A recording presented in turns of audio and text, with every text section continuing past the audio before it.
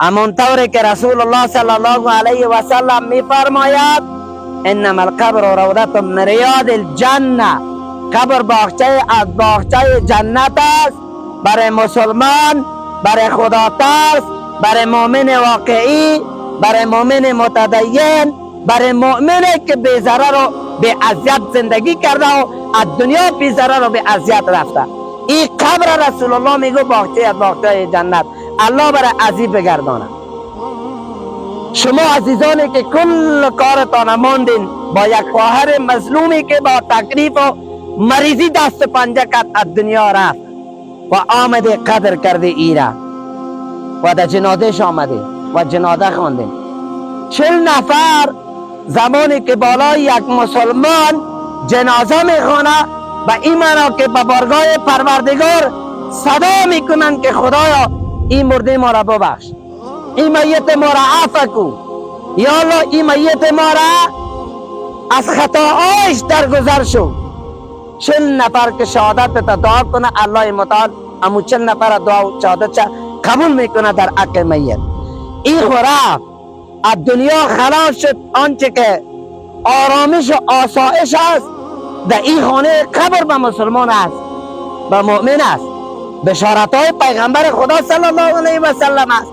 اینجا سوال وقتی که می آید پرسان صورت میگیره، از 3 چیز اساسی پرسان می شود. رب تو کی است؟ دین تو چی است؟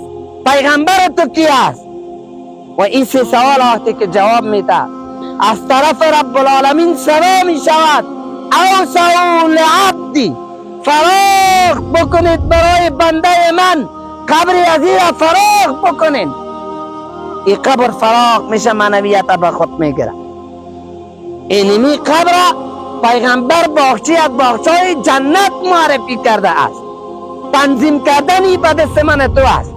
دلت باغچه از باغچه جنت تنظیمش میکنی با اخلاقت، با زندگیت، با زبان شیرینت، با عمل نیکت، با طاعت و عبادتت، و دلت از اخلاق بدت چقوری های جهنم جور میکنی به خودت. صلات پیش تو است. اگر فرمان الله را بجا کردی، اگر نماز خوندی، عبادت الله را مخلصانه کردی، صادقانه در محیط و منطقه کسی را اذیت و ضرر نرساندی، واقعا زندگی اسلامی و قرآنی را کردی، متوجه باشی که این قبر باغچه از باغچه جنت است. اگر مردم اذیت و ضرر کردی کار تو. حتی رسول مقبول میفرماید یاتی علی الناس زمان، بالای مردم یک وقت می آید یک مرد از بسی که فتنه ها و فساد ها را می بینه آرزو می کند که ای کاش می مردم. حتی میگه می آید به سر قبر می آید و یتمرغ، پشت پالو می دهد، خود ملاک می زند، میگه ای کاش که من عوض این صاحب قبر در این قبر می بودم. از بس که فتنه ها را می بیند، فساد ها را می بیند.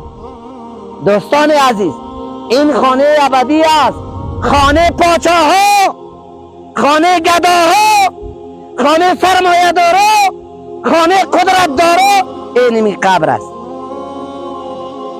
الله متعال عدالتش را ببین.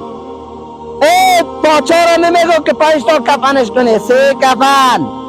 ای گدا را نمیگو که 1 کفن، میگو 3 کفن.